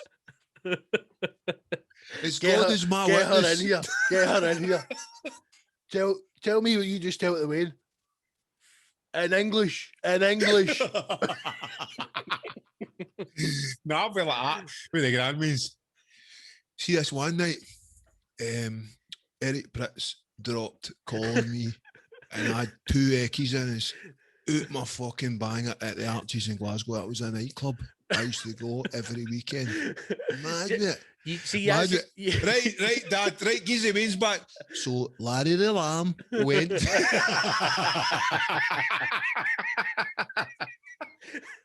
See your Uncle Gibbo. I was with him the first night he was out his nut and coke, right? And I just filmed him and the fucking shit he was talking, man. And he was saying that fucking your Uncle Ross was the Scottish Adele, man. He's not on Charlie. Great nights, great night. Right, here's 50p the fuck off, right? That'll be. Do you think in your head you'll be like a cool grandpa, and then the Waynes will be in the motor like, you looking forward to seeing your papa? And they're like, see if he tells me one more time about a DJ that brought a flask of coffee to a gig, I'm going to fucking gaff my nut. I hear this story every... And then he turned up with a flask of coffee, so I was like, music's dead in this country, man. I don't know why he's sitting with Grandpa. He just talks about taking E and going to the Arches. What just is the Arches? Humour him. What the fuck's the Arches now? He always goes on about the Arches. What is it? Oh, just humour him, man. Everywhere he drives us somewhere, he'll point to an old fucking building and tell us the DJ down there. I just humour him. Just fucking say, is that right? Is that right? He told me he done a gig in a pirate ship last week. I was like, he's half his fucking nut, man. What is he talking about? Hey, come on up and sit, man. I'll bounce you money. See, the first time I ever tried ketamine. Fucking hell, what a trip, man. I was at my... Right, Dad, keys the reins back. Twinkle, twinkle. All right, there you go. Little star, how I was mad with it. Wonder what you are. It's got to be done, man. What, you back? You still not fixed that lead? Hello. Ah, he's back now. 1, 2. See when you Game Boys, right? Google a boy Jimmy Savile, right? Now, ignore a lot of the stuff, but he started with 2 decks, man, so he could have songs going simultaneously. It's a fucking He was the first invention. fucking DJ to do that, man. Who was the boy? And I'm sorry that I've forgotten his name because I absolutely love this. Keeps coming and going, doesn't it? No, we dropped there, but don't let it get to you. I absolutely love the. What is it, Dave? 1, 2, 1, 2, 1, 2. There he is. Get a fucking new lead, man. I know Scottish, times are hard. Mate, I've got an early, but it's the same lead as this. Is it because Walter Smith gave you that in 86? Aye, mate, aye. Scottish guy used to run a, what I say, is it a love night or a love club? Scooby. Or DJ Scooby. That's still one of the best. Do you know what it is? It's like, see, because I have got, obviously, like you're involved in the music industry. I was involved in comedy for a short, brief time. You're having a hiatus. I just always, and I don't know if it's because I feel like I've got an old soul, but I just hate the way that most creative industries, it's all about like the new and the young, and everything's geared towards youth. And like when I would meet some of the older guys who'd been like gigging in the 80s or even earlier than that, and I'm like, why are these people no household names, and why these are the guys and these are the women who should, who should be given far more respect than they get. And like when I listened to that interview with you did with that DJ Scooby, I'm going, how is this guy not has known across? And I know that every industry will have characters like that are like, gods within the industry, but I said to you, right, I could have listened to him talk. That could be a whole series. Like, because you were talking about like going back to like, obviously I don't know the clubs, right? Because Beef is no my scene, man, right? You're 14. Is it Mambo? Is that the club he set up, or was? And I'm going, see when he's talking about that, I'm going, I want to know more about that. I want that talk about that for an hour. Like I want to know what was that like. I'll give his book. You don't read books, what do you? Have you got an audio version? I think you're right, man. Mate, I'll give you a go. Give his book. What's it called? DJ Scoob and the Hood. The Joy of the Ride. The Joy of the Ride. But what guys like Scooby, and probably like you said, quite rightly so, in all sort of industries, is there's always somebody who fucking cuts down the trees and makes the path, and kind of and doing that kind of. But that's what it is. And then once somebody's made the path, every other cunt runs over the top of them and cuts right to the fucking stardom, or gets to there quicker. But you need guys like Scooby. It fucking really forges the path, be it in music, comedy, art, whatever, and it's they guys that are always kind of almost overlooked because everybody's ran over the fucking tap of it to get to where they want to be without recognising the folk that fucking done the things, said the things, wrote the things, painted the things, made the things that fucking was never allowed or impossible or seemed impossible. And he's one of the guys. I just loved the interview. It was brilliant. I just love listening to him talk. I speak to him probably once or twice a week, and even now his attitude is fucking brilliant. He phones you up, and it sounds corny or whatever, but he phones you up and he starts or ends the conversation with a shit joke, and Amazing. he's always done that. And it does two things. It either sets up the conversation in a good mood, or it ends the conversation in a good mood. That's a really start then. I'm telling you, man. Two nuns and a priest walk into a bar. It was great. And not just cause of me, but after he's done his book, he's done the TV show, we done the podcast, I done the Love Night with him. He's got vibed up to write music, and he's got an album coming out. He's been fucking working away on an album, so he's just back to doing it once. But he had to be ready mentally because he's had these fucking demons and not been able to do any of that shit because it triggers things in him. But now he's more in control of things, and you know, he's just a fucking a heavy talent, man. You know, lovely guy. Somebody I look up to.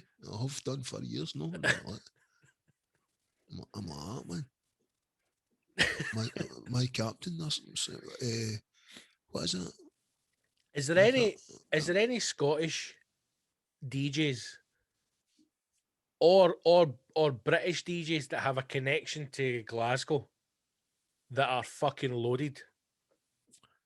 I'm sure a lot of big well, maybe not a connection to Glasgow, but a connection to Scotland. Calvin Harris, multi-millionaire. Right. Here's a perfect example, right? But did Calvin Harris grow up in the music scene? Like, what the point I'm trying to get to is, I can't understand how nobody within the dance world has tried to buy the Archies. Because there probably has been. Turn it back. I can't figure it out. There probably has been, but it's not allowed to be. I think one day it'll come back round to being a dance club, but for now it suited the agenda for Glasgow City Council to shut it down, to look as if they're doing their bit to stop this fucking war on drugs and fucking, you know, youths were dying and the ecstasy problem and all that. I think it was a crass move by Glasgow City Council so it looked as if they were doing something. I think it's a disgrace, and I get it's I don't know how it's happened. I've obviously allowed somebody to sneak into my social medias, but I'm seeing a lot of stuff being posted about the Archies. And I'm just like, what the fuck are these cunts talking about? And also, I just think it's an absolute disgrace that it's been allowed to go the way it's went. Well, it's open. Well, it's not new, but it was open there, and it will be as like a fucking an artsy fucking place, and they do food and all that. I've no set foot back in it since he closed it. No, but it seems as if. About that. And I had a conversation with somebody yesterday, which I'll not say who it was or what it was about, but it was regarding Creative Scotland, and it does feel as if, like, when people say like it's still an arts venue, like, it's almost as if it's the type of art that the middle classes will accept, and it's like people seem to have this idea that it's dance that music middle class fucking thing, dance music or nightclubs, or even like, because what the conversation I was having is that this person was refused funding by Creative Scotland because they said they weren't grassroots enough, or what they were doing for Glasgow wasn't grassroots. And it's like a venue that's supported unsigned, unknown artists for years. Aye. And it's like, even when, so Creative Scotland don't class comedy as an art form, whereas considering that in Scotland it's probably the biggest known art form that we are famous for. But again, unless you're taking cheese and wine and hanging about with the right fucking arseholes, you're getting fuck all. And that's just how it is, because even though they say we help fucking poor areas and fucking encourage the arts, unless you're cheese and wine in that fucking middle class, almost social elite fucking groups, you're getting fuck all. It's amazing how, like,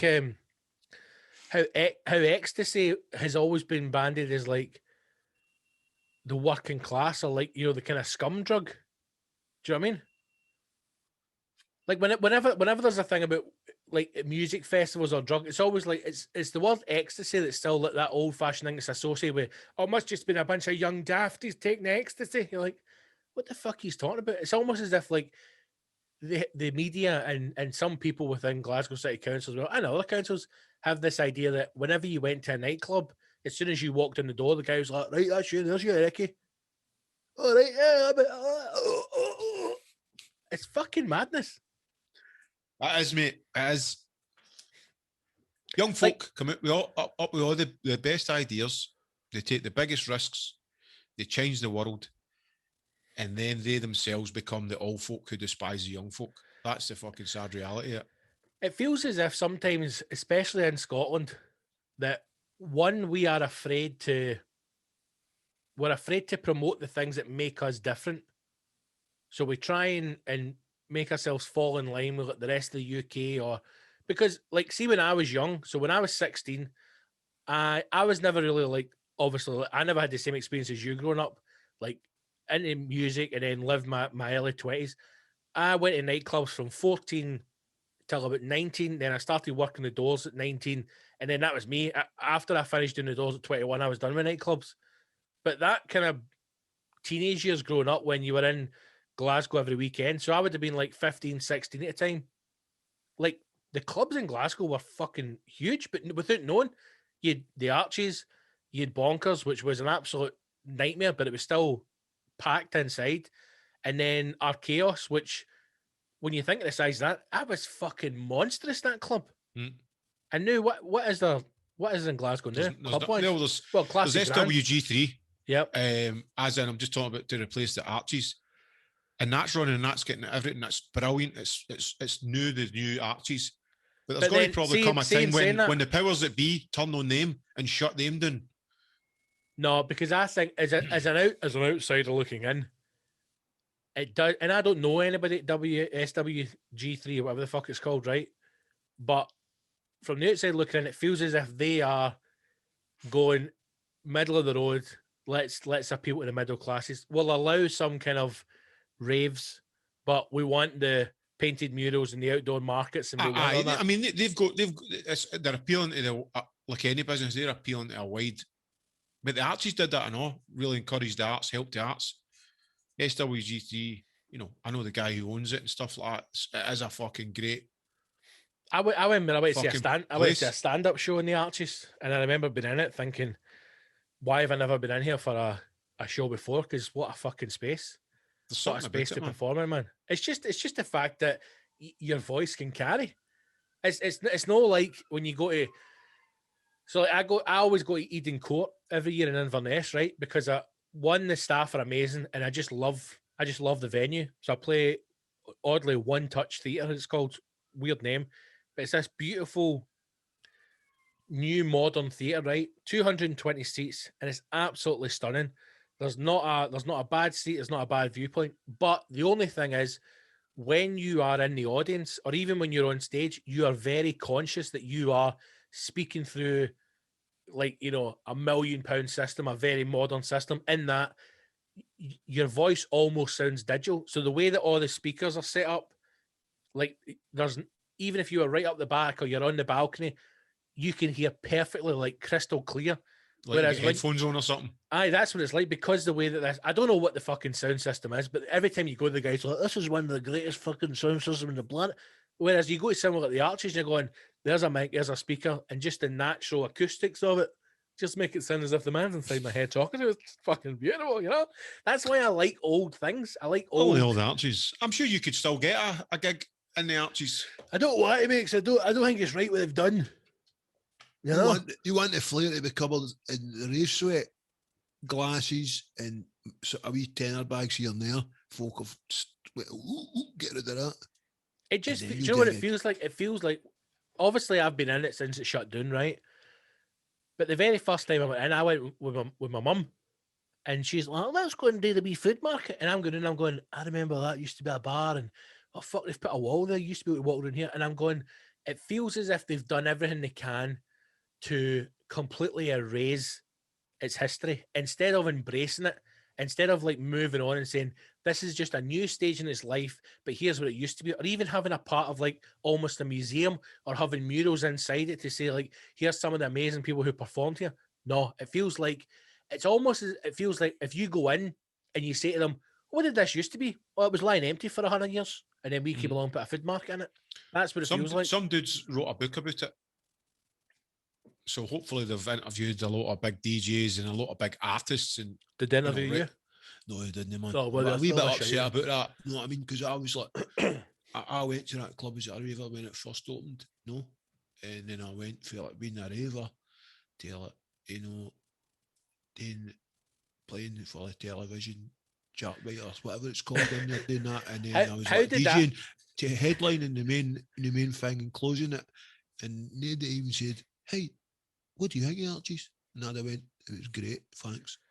How did that feel going from being in there as a punter to then you're like gigging it, like closing it? Dream come true, because in there raving, you're going, I'd fucking love to play in here. I'd wreck the gaff, and then doing it and wrecking the gaff. Circle of life. Elton John. Oh man, it's good, isn't it? That's it. Buzzing. Anyway, see you later. We need to fucking signing out now. We need to, these council people are this really enjoying this episode. This is real, man. This is fella.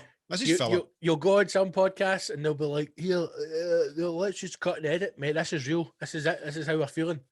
Keeping it real. Real life. I want to give a shout out to everybody, all the patrons who have recently joined the old hashtag show. I do that in such a way as I give them a shout out. Do you want some audio questions? Aye, but I'm going to give you all right. You do that, to the heroes who have signed signed up, and you queue up the things. So these are the people who have just recently joined and became hashtag heroes. Big shouts and thanks going out to Jerry Johnson, John Docherty, Chris Miles, Tom Hathaway, Jordan Price, Richard, Reggie Craig, Gordon Campbell. Reggie Craig? Reggie Craig, do I you came here know for a my proper name? fucking shootout. Gordon Campbell, Craig Sharp, Paul Duffin, Cy Doherty, Daniel Mark Stobo, Beth McCafferty, Stuart McCall, Chris Shaw, Jen S. Hold on. Paul Allison, hold and on. Grant Andrews. Thank you for becoming heroes. The Stuart McCall. Stuart McCall. Who is the Stuart McCall? Ex-Rangers player, Stuart McCall. Probably is, man. His email is smcall1690@hotmail.co.uk. But thanks teaching every one of you for becoming a patron this month. Means a lot to me and Scott. It really does. Indeed. Right, I'm just getting these set up. I've got quite a few. I know you love a good voice message. Love these, man. Do you want to know something very exciting? Yes. I have got 5 voice messages for you. From heroines? No, 1 is from a heroine. It's our second voice question from a heroine. Is it what came first, chicken or egg? No, it's not Jillian. No, Jillian's not back in touch. Jillian, get in touch. Let us know. Let us know how, if you sorted that one out. Let us know if you survived that slagging you got as well, Jillian, because people are generally worried about you. We did rip the arse. What it is, right, is what came first, the chicken or the egg? Yeah. I'll tell you, Jillian, I think it was...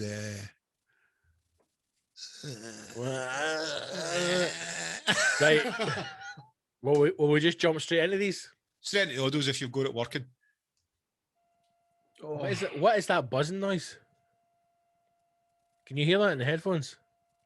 Maybe the beginning of recording. No, it's not. I've not even played it yet. It's just when I plug in. Is that electrical interference? Is that what that is? Could be. You might have a mobile phone in the nearby vicinity. I do have a mobile phone. Could be that, son. No. That's made absolutely no difference. Oh, well. Right. This one is from Glenn McPherson. Glenn's message is as follows. If it please.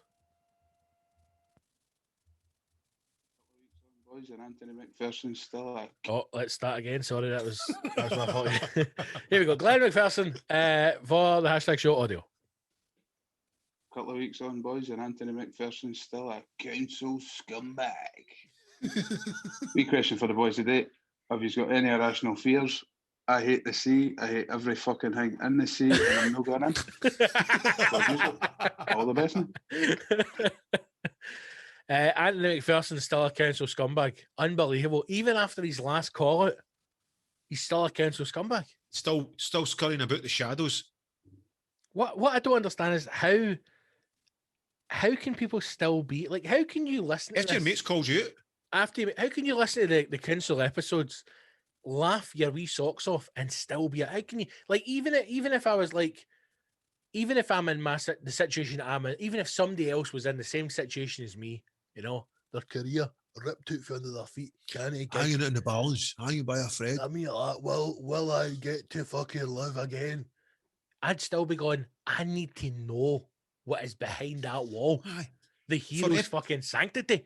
For episode 1, 2, 3 alone, it's worthwhile signing up. For £1, 100 pennies a week. Still Anthony McPherson. Have a word with yourself.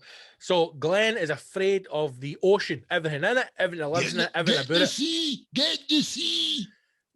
I think that's quite a common one for most people, isn't it? Being afraid of the water, the open water.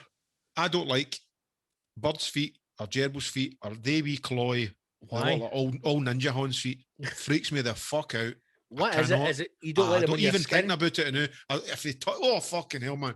If they is it hamster feet? Moving on. What do you know? Like baked that's beans. what I don't like. Right, baked beans. There you go. Next one. I don't have an irrational fear of it. I just dislike it. I don't like enclosed spaces. No, can't handle it. And see if like somebody I was going to say if somebody puts me in a box and I laugh, who's going to put me in a fucking box with baked beans? I'm like, I'm going to get there and murder everybody.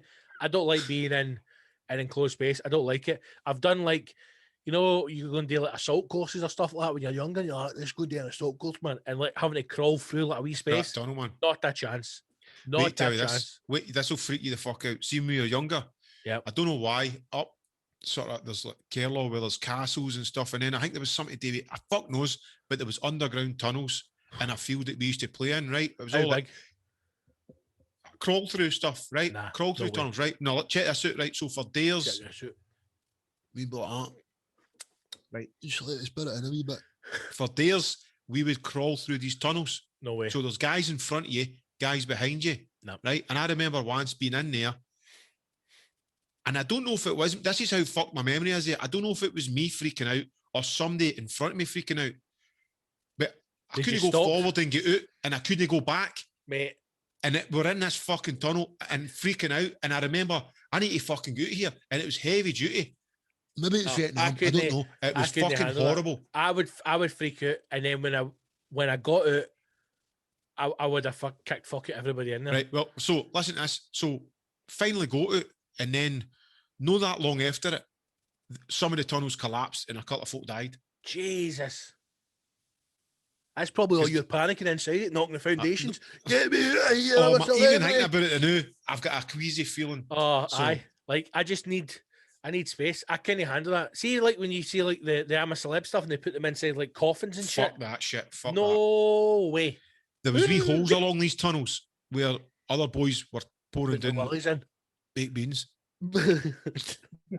Hundreds of glory holes. Hundreds of glory holes in these tunnels like that. Just bobies and baked beans everywhere. Everywhere I looked. I would rather be in a bath of bobies than a bath of baked beans. Can you imagine if you like fell down a hole and the only thing like you could stop yourself with was just hundreds of erect penises? Amazing. To grab onto. Amazing. Why did I say amazing? I didn't mean to say amazing. I'll tell you why you said amazing. Keep talking. It's helpful, homoerotic, and very exciting. Right. See if you're going to climb out of like a hole full of penises. Well, say you fall down like a well, right? You're gonna need a fair size bobies because I've got size 12 feet. I need a good ledge. I couldn't be wee. Right. But you've got your mouth. Like jump in your bum hole. Man, you can do like your arsehole, man. You're missing. I'm just gonna cheer me up. Just edging your way up. We've sorted that one out. I mean, that's obviously how you get out the tunnel. You remember when Raul Gold climbs out the fucking dark? I was born in the dark. That'd be me climbing out. And there's only one child that was born in the dark. The bad man. I'd be standing at the boat and hang like, come on, Batman, we can do this. Fucking right, here we go. But then, what if they start going soft? You need to keep them fucking. You need to. Do you have your a wee pepper shaker all the way up? That'd be the ultimate workout, man. Fucking here. I'd like to see Joe Rogan try to do that. Get me. I was born in the dark. You just go tap of the well. Fucking it. You're just drenched in spunk. I made it. What was that I climbed up with? Is your dad still doing that well? Listen, it's mental. Every time he gets to the top, he turns around and goes, "Oh no, I slipped," and then falls all the way back down again. I'm like, I just grabbed the ladder. Oh no, I've slipped. And he just falls all the way to the bottom. You think he learned, man? He comes home, he gets something deep, then he jumps down the well again. Don't know what the fuck's up with him. Honest to God, the well's only 6 feet deep. He could just stand up and lift his cell out. I can see the fucking top of his head, innit? Where's my dad? He's lying at the boat with some paddling pool, saying he's got to use all the bobbies to get out. What? I think he's lost it, mate. There you go, Glenn. Our irrational fears are being trapped in a well with their penises to escape. Well, it's not a fear. It's a fear, and it's a confined space. Confined space is definitely my one. Aye, mine's just fucking. I don't like even. Feet. Once a friend of mine went to, I don't know if it's a house or a castle or like, but it's some like kind of like it's a place up in Scotland, and it's meant to be like the most haunted place in Scotland, right? And they take you into this bit like a big massive country house, and they've got effectively tombs underneath. So they had like a morgue. So it's like if you imagine a wall, and there's like 12 6x6 like oven kind of thing that you can put a body in. Mm-hmm. And it'll actually, if you go in there, you'll hear the fucking spirits, and there's people going inside head first, so you're right at the bottom of this. Fuck that. Not for all the tea in China would I do something like I couldn't handle it. Even things like over my even modern day morgues have got the tables you can pick you out the gurney. See actors doing that. I go, no chance. It's method, but I don't do it. That's how I don't get. See people who like put bags in their head and have a wank. No, can't he? You ever tried it? No, mate, I couldn't. No, don't you not like it? I'd be like, no, can't he? No way. Right, next question. Glenn, thank you very much indeed for that. And Anthony, we just go off on heavy tangents. Get a fucking grip yourself and become a hashtag hero. Right, this one is from Chris Stevenson. Chris Stevenson, turn that on, Gibbo. Over to you. This is Chris, long time listener, first time caller. Is anybody selling any brun? Send a wee message. I've got good credit and definitely pay my tick bill. Thank you. What? Well, it's like the yellow pages. The big man's looking for a bag of brun. Is anybody selling any brun? Chris, thank you for your question. Hopefully you find somebody. Hey, since he sent that, the pubs and gyms have reopened. So, Chris, thank you for your question. Get out there and get some brun. Jim McMillan, there we go. Oh, fucking hell. This is Jim McMillan's question. Hello, gents. What a beautiful day it is. Oh. The house is empty for the first time in ages. Now we're starting to return back to normal. As I sit here sipping my tea, casting Pornhub to the big screen, I just think, fuck you, council scumbags. Love you, bye.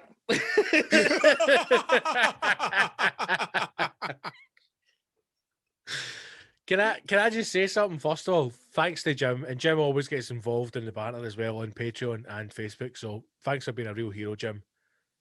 Brilliant. See, when you see videos, and you might have seen the one that's going about everywhere, where it's like I think they're Geordies and they're in a house, and it's some lassie filming her uncle, and all the family's there, and they're like, "You're a dirty bastard," and he's turned his phone on, and he's fucking got porn on the telly because he's trying to cast something. I have never cast pornography to the main television in the house. Am I in the middle?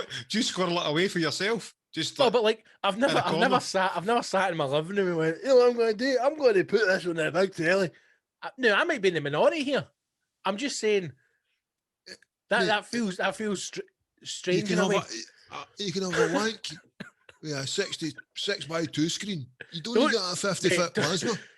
Maybe don't say have a wank while you hold out a phone with a picture of your daughter on it. Maybe don't say that. That was just right, well, and it wasn't meant. Maybe we'll do that. But you kind of saw that picture and you thought, oh my God, that is my beautiful wee daughter if she was young there. I feel bad about it. No, yeah, listen. I'm going to come back to that because I want to ask you something about that in a minute. Not about your beautiful daughter, about the phone. Yes. In fact, let me just ask you now what else in my head. Does the boy ever question why there's no picture of the two of you? Me and him? On the phone, does he know that your daughter's your favourite? Well, there's a daughter. Right. And then if I open up, just to use the phone, there should be a picture of him. There he is. Behind the apps. There's a picture of my boy. He's behind all the apps. Hey, listen. He doesn't like getting his picture taken with me or anyone. I wonder if that's what people do, like when they've got the house to themselves. Of course they do. They'll get a chinky in. They'll get a porno and cast it onto the big plasma. They'll crack one off. They'll get into the fucking chow mein. Hello, is that walk on?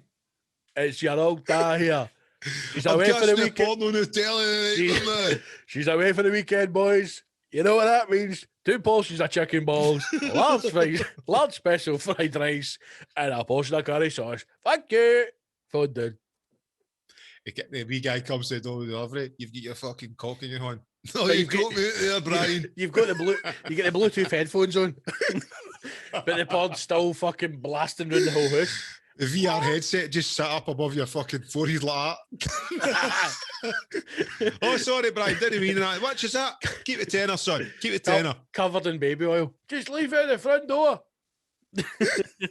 Is the wife away for the weekend? Whole weekend, mate. I'm going to wank myself silly. Maybe I come in and play games with you. No.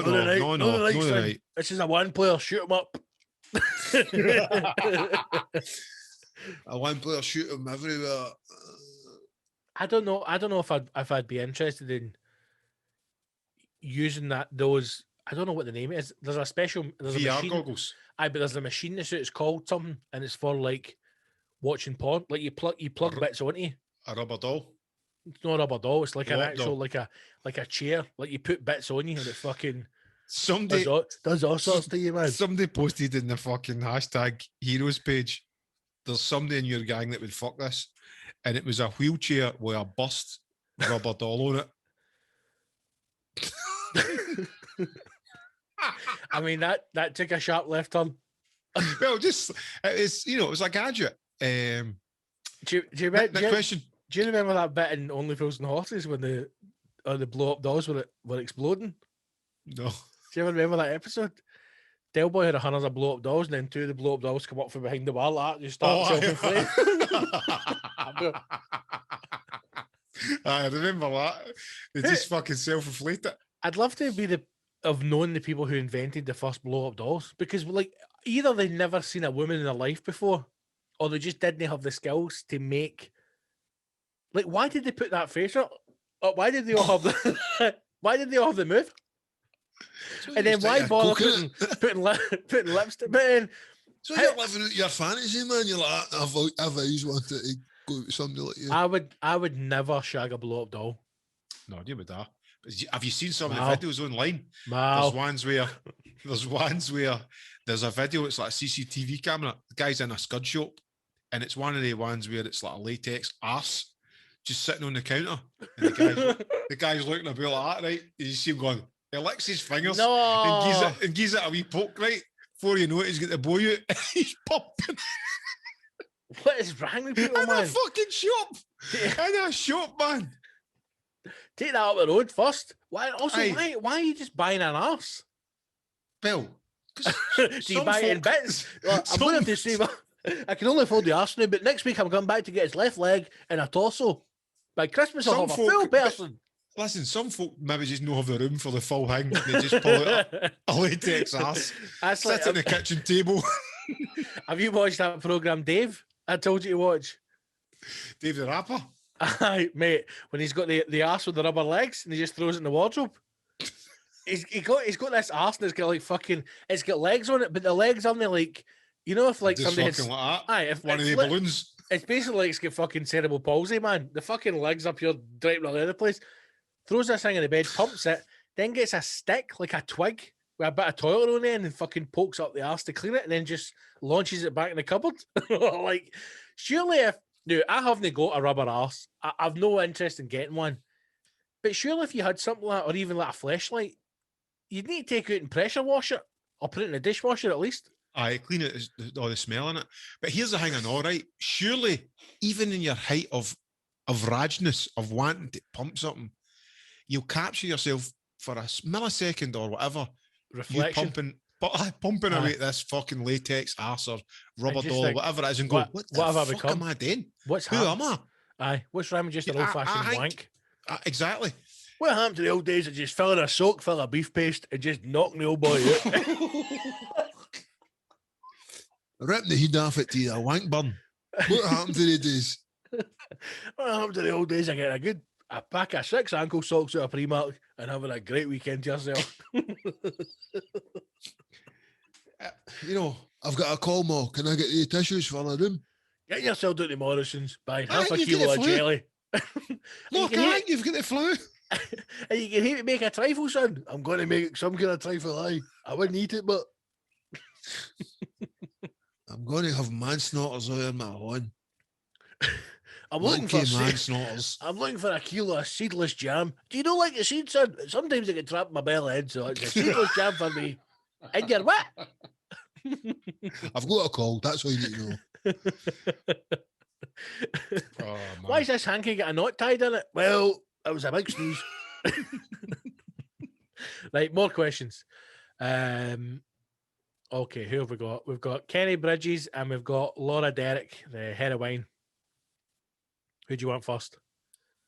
Let's he's a heroine. We've not had a heroine. Hashtag question. heroine. Here we go. Laura Derrick. Laura, long time hero as well. Thank you for getting in touch. One for the council scumbags. Oof. Surely, after all these years, if you're still not paying for the hashtag show, if you haven't signed up to Patreon, then I can only assume that you're the type of person that lets their mom pay for their Netflix, sleeps in a single bed, and probably doesn't even buy a round and a night out. So do the right thing, sign up to Patreon, £1 a week, shite bag if you don't. Fucking bro, you can't get your Netflix. You can't argue with that. Can't get any clearer than that. I also love the contrast that we've got between the heroes and the heroines, because the worst thing for a hero is that they finger their sister, but the worst thing for the heroine is their mom pays for Netflix and they sleep in a single bed. Well, there you go. That's both categories covered. If you are not a hashtag hero, you fall into one of those categories. Your mom pays for your Netflix and you sleep in a single bed. Eloquently done. Factual. Very to the much point. So. Beautiful. Laura, thank you very much for getting in touch. Amazing. Right, who have we got? Kenny Bridges, last one. Let's see what Kenny's saying for himself. No, with the other one, you said Laura or somebody, and I said... Aye, Laura or Kenny. Oh, right. This is the last one. DJ Kenny Bridges. How you doing, boys? Kenny here. Bit of confession. Obviously, previous episodes, you've been talking about eating steaks and stuff like that. Mal was a bit of a connoisseur. Scott also likes his steak.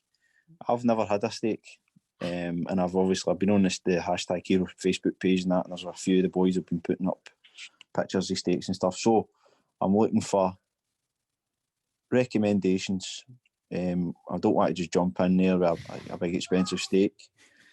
So I need recommendations. I'm looking for 1, what to start with, 2, where to buy it, 3, the best way to cook it, how you go about it and stuff like that. Bit of a sad case that I've not actually tried steak before, or a proper steak before. But hey ho, I've all got to pop our cherries, know what I mean? So, there's a wee question for you. Sign up for the Patreon. Don't be a fucking council pedo. Good Peter. I'll jump right in with where to get it, and you can tell them how to cook it. How about that? Okay. I would go straight in without breaking the bank. Aldi, 30 day dry ribeye steak, £4.95, or it's like £8 for two. Fucking dynamite. Dynamite, cheap steaks, high quality. And over to you, Scott, for how to cook the bad boys. It depends on the cut of steak that you have. Just fucking tell you, it's a ribeye steak, 30-day aged. See, how do you cook that? I think he's best bet if he's one. I'm shocked that you've never had a steak, but I'm glad that you feel as if you're comfortable. You can open up. I would say that for your first steak, you're probably better off with a sirloin, because with a ribeye, you might get that big bit of fat running through it, and that can put a lot of people off. Flavour, son, flavour. If you get a ribeye, sirloin, you're right in at the deep end with your steaky steak. You know, it's almost livery. Sometimes if you get a sirloin, I say, depending how thick it is, like I said to Mal, you want to get it in a ripping hot pan. So get your best frying pan, right up to the fucking max. Get it, turn it up full blast. Put that pan on there till the bastard is smoking. A little bit of oil in the pan, salt and pepper on the steak, both sides, and then fuck it in that pan. Get it fucked right in there. Depending on the size, 3 minutes aside, 2-3 minutes aside, turn it over, and then let the fucker rest for at least 10 minutes. Just sit it on a bowl. No, mate, 10 minutes far too long. Let it rest for 10 minutes, and then cut into it, and it'll be one of the greatest things you'll ever try in your life. The rest thing is important. It is very important today. You need to let it rest, because otherwise all the blood runs out it. See, if you've ever seen stuff in the past, or you get a steak somewhere and there's blood on your plate, it's just because it's not been rested properly, because you need to let all that juice go back inside it. The other thing is, like, I always have a sauce with steak. I very rarely have steak on its own. No, you're making a mistake there, mate. No, I think you need to eat something. No. Now, my favourite cut of steak is a fillet, because I'm a fancy boy. I don't like fat when it comes to steak. I just want meat, and I want it soft, and I want it tender. And for me, it's a fillet steak. I absolutely love it. But one of the best ways that you can have steak is, what's it called? The fucking Ramsay makes them. Listen, Kenny's just asked first time. Doesn't want to go on at the deep end. Just wants to quickly make a steak. Like Mal saying, get yourself down to Aldo. Aldo. Get yourself down to Aldi. Get yourself a wee sirloin or a wee rump. No a rump. That's a bad steak to go with. That's an acquired fucking. That's harder to cook.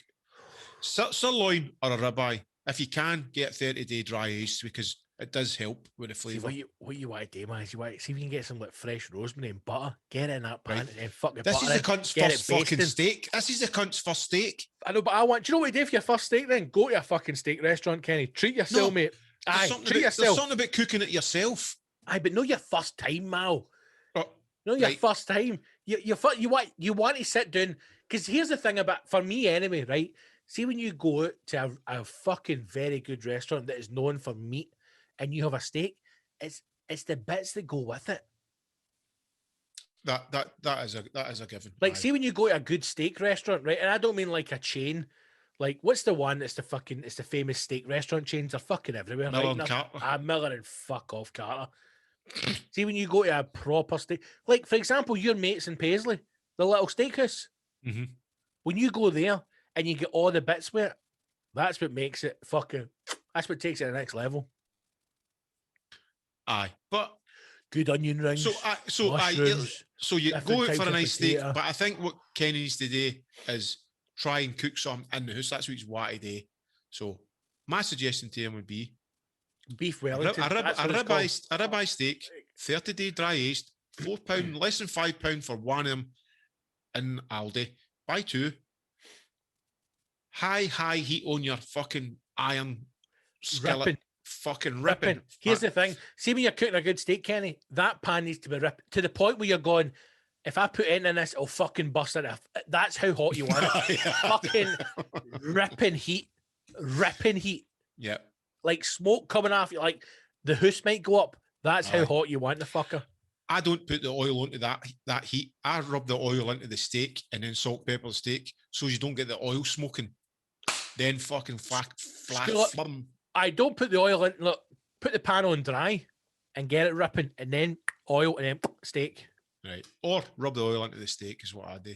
Oh, I tell you what's good. Because then it holds the salt and pepper. Big bit of fillet steak in there, fucking wrapped in bacon, man, on either side. Man. Get the butter, fucking bit of rosemary, baste it, fuck that in the oven for 10 minutes, man. Cook all down, pure tender as fuck, and then just fucking, oh, come on. Amazing. I went to a steak restaurant once in Florida, right? Years ago, mate, with an ex-girlfriend. A long, long time ago. Before comedy, that's how long ago it was. Oh, fuck's sake, man. That's a good while ago. We didn't realise at the time until after we paid for it and came out that it was like one of the best steak restaurants in Florida, right? Because when the bill came, I was like, I think I work here now. But to this day, mate, is this dollars or fucking Mexican Chicos? To this day, mate, I still think about that dinner. Unbelievable. Got a starter. There was a scallop dish inside some kind of cream and cheese sauce, right? And see the scallops, mate, they were like the size of your fist, man. They were like hockey pucks. I could barely even finish it. And I remember it at the time thinking, I've overdone this here, and this is my starter. Vast. And then see when you're going to get the steaks, they brought it running a trolley. Mm-hmm. All the different cuts of steaks.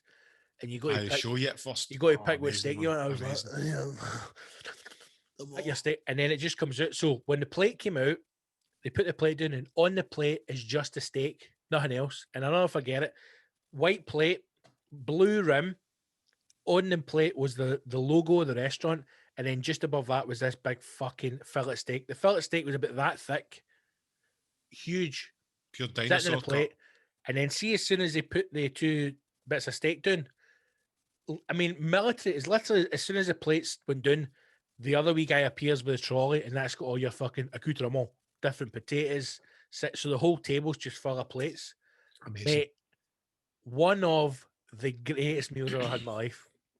Yeah, I'm unbelievable. I'm fucking starving. You do remember these things, don't you? That one as well for me. The steakhouse I went to in Vegas at Sinatra and all that went to right off the strip. The Golden Steer. Fuck me, man. I felt I was steeped in history, and I was eating fucking proper fucking steak, man. Amazing. Food is history, mate. Food is a goddess of love. But I enjoy it, Kenny. Let us know how you get on with your steak. Enjoy the steak, man. Enjoy the steak. I really wish we were going. I wish that we could hold each other in our arms again and go for a hashtag review summit. Imagine if we were just going to go and review a fucking steak restaurant right now. I know. Stephen Harry Wilson said, what about doing a barbecue or a cookout kind of thing? That'd be good and all. Let's say you just all met up somewhere and just fucking everybody had a wee barbie in the park. Wee hashtag Barbie? Aye, just like hashtag summer festival. Red stripes, barbecues, banter. Then a silly bus to take us up the road. That might, we could maybe make that happen, by the way. We don't, nothing stopping you doing that. No, there's no restrictions. See, after the year we've been through, mate, up is down, down is up. Nothing's real anymore. If you can think it, you can make it happen. And what we could do, right, is like put down a hat, and me and Scott could just like tap dance or dance, like you know, like sing monkeys sing, right? And I'd be like, hey baby, and Scott would be like, hoo ha, and then you like put 5 pences and that in the thing, and then everybody's a winner. Mate. No, but a wee cookout would be good. Next question. That's it. They're all done. Beautiful. That's them done. Well, listen, we've probably ran over the hour for the scumbags, which we're then going to cut, right? If you're listening to this now, you're a hero. You are a hero. But knowing how this episode has went, it's a wee bit of therapy for you, right? And we just no daily edits and run it in its entirety with the warning of from now on. Right, so you want to start off the next council? Well, I don't know, mate. I don't know. Because, you know, it took us a wee while to get comfortable with this episode. A couple of technical problems. You're not feeling too good. It's just been a nice wee episode. But I'll happily cut it at an hour. Let's put this one out. And it's entirety. I know, let's put it out. And for the way it's going to work for New On is, Right, you tell him, Scott. the way it's going to work for New On is, council episodes are 1 hour. You get an hour for free, right? An hour every fortnight, you get for free. The full version will be available for the heroes. Yes. And I will say this, because it's lockdown, the Patreon has remained the same all the way throughout lockdown, in the sense of everybody gets everything. But you will know we do have quite a few heroes who are paying more than the base rate each month. So to them, we thank you for your contribution. And once lockdown is over and we're all back to normal, there's going to be a few changes on the Patreon so that the different tiers receive different things. So we'll let you know more about that in the coming weeks. So you might get a wee reacher in for me or Scott, depending where you stay. We might be turning up at your door to cook you a steak and throw you down the Willy Well. Hey, what? There's so many great fucking plans that we've spoke about during just can't shows wait for and after life, shows, just life to get back to normal. To get back into full guns blazing. Hashtag house parties as an R1, whereas hashtag cookouts. What about that, right? What about that? I mean, I'm just fucking freestyling here as we talk. I love it. There could be some kind of thing where a hero could be picked, or they would have to cover the costs. Let's be honest here, because there's food and drink involved. But we come in, we cook some barbecue, and we just fucking get on it with heroes. And that hero, it can invite his fucking mates in or whatever. And they'll just come to your house, and like, get mad with it and have a barbecue. And then you'll be like, go fucking dance, monkey, dance. And I'll be like, hey, what's the matter, you? Scott be like, I've came in your face. No respect. Shut up your face. Oh, Giuseppe. Shut up your mouth. Hey, spunky breed. Things like that, man. Why don't we have hashtag sleepover where we all go down the lodge with a sleeping bag and we just all hang out and tell ghost stories and show each other our bobies? But just to put a wee twist on it, right? You're not allowed to have jammies in it. You have to wear the wee frilly ones, like sexy birds wear. The wee ones, it's just a wee 90, but it's short. Only goes to your belly button and you're not allowed to zip up your sleeping bag. It's called a teddy bear suit or something. Things like. And you have to wear a rara skirt. All the wee sex things you did a kink on when we were younger, we all wear that, even though we're guys. And the birds, if there's any birds there, they have to dress up like angry old men. But just a fantasy, I mean. Big shout out to all the heroes. Thank you for your continued support. If you're not a hashtag hero, I don't know what else to say to this point. Sign up, support the show, access all the content because it's worth it. And everybody who is a hero, lots of stuff planned. And those of you who are big heroes, we know, we love yous, and don't worry, you will be rewarded very, very soon. After last week's episode 123, which was, I've said it before, in my fucking top 10, I knew the next one was never going to. There's no way you couldn't live up to that. I mean, that last one was unreal. Even the video clips, there's fucking so many. Unreal. It's a tremendous episode. I mean, we should really thank ourselves for being each other's friends and coming together to create such a wonderful episode. Life. So, to all the council scumbags out there, enjoy this. This is your last full episode because after this, it's going to an hour. And that's it. Stay safe. Sign up. Patreon.com/the hashtag show. Become a hero. Do it. You deserve it. Support the show. See you then. And just to add to that, sorry, Scott. Yeah. Scott's not happy about this, but I'm wanting to enforce this. Because I think council episodes could and should go once a month. And the Patreons get all the goodness. They get 3 episodes a month. And then the free council one. And you poor wee council listeners only get 1 episode a month. Now, and I'm quite happy that this one hasn't been a great episode because you don't deserve a good episode. You don't deserve it. Help the boys, help you, is all I'm saying. Help the boys, man. Help the boys. And I could say something funny here, but I refuse. Right, let's wrap this up. Thank you for listening. Please do subscribe. However you get the show. The show's on every single platform: Spotify, YouTube, Apple Podcasts, Google. We're everywhere. Just subscribe to the show. Leave us a review. Help us move up the charts. And one thing, make sure you do subscribe to the channel on YouTube, because that's where all the videos and all the content that's coming up is going to go. And if you aren't a hashtag hero already, please do become one. HashtagShow.co.uk for all the links, or go to patreon.com/the hashtag show and sign up for as little as £4 a month. It's pennies. What else do you spend £1 a week on? They can give you this much love. Nothing. So do it. Support the show. Thank you very much. And see you in a fortnight if you're a scumbag. See you next week if you're a hero. All the best. Take care. Bye. That's not even in focus. I know, Just I say, can't get it focused. Just say bye-bye now. That's my way. Bye-bye, guys. Thanks for listening. All the best. And thanks to all the heroes who joined up this month. Take care. You're the ones I love.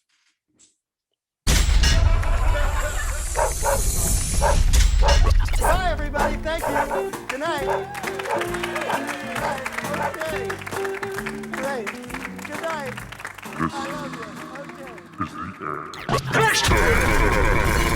The HashtagShow.co.uk